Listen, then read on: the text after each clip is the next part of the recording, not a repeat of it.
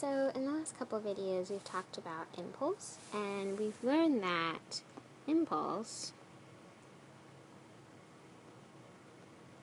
is equal to force, call it F, times change in time.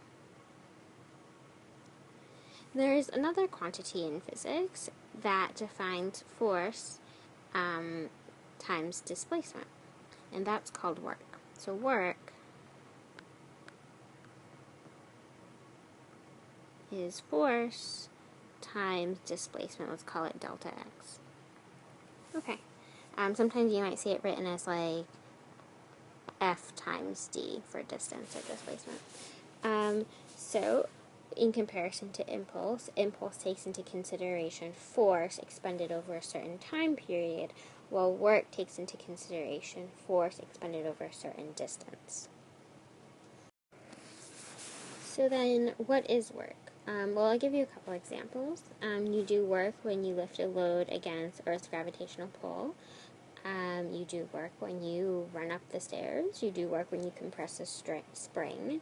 And you do work when you pull back a bow in a bow and arrow. So these are all scenarios where you have to apply a force over a certain distance. And the key is that it's over a distance. If you don't cover any distance, so if your displacement is 0, then you have done no work. Okay. Just as a sort of side note, work is actually a scalar quantity. Notice that force right here is a vector, and displacement is also a vector, and a vector times a vector is a scalar. So work is scalar.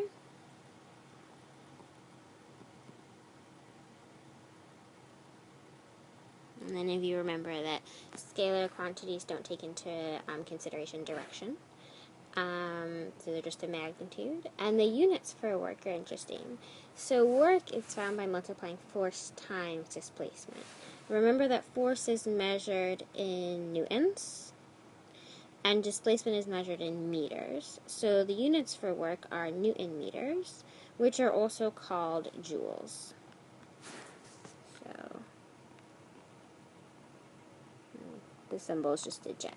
So the units for work are joules, and work is a scalar quantity. Also, work can be negative. It just means that the force applied is in the opposite direction as its displacement. So let's just look at some formal definitions very quickly.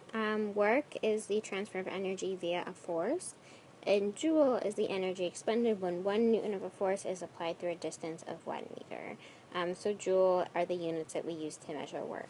It's easier to understand work if we look at some examples. So on the next slide, I have this block with a mass m, and I'm pushing it with a force of 10 newtons for a distance of 8 meters. Let's find the work that we've done here. Okay, so we know that work is equal to force times displacement, and the force that I've applied is 10 newtons, and my displacement is 8 meters. Okay, so my work, or the work that I did on this block, is 80 Newton meters, or 80 joules. Okay.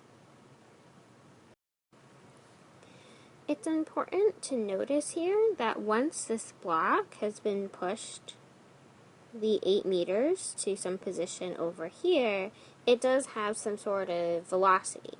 Remember that force is mass times acceleration. So to apply a force, I must be accelerating, and if I'm accelerating, my velocity is changing. So at this point, right here, the block is in motion, and there's actually another form of energy that we can use to describe this, and that's called kinetic energy. So in the next video, we're actually going to derive the formula for kinetic energy, and then the formula for potential energy.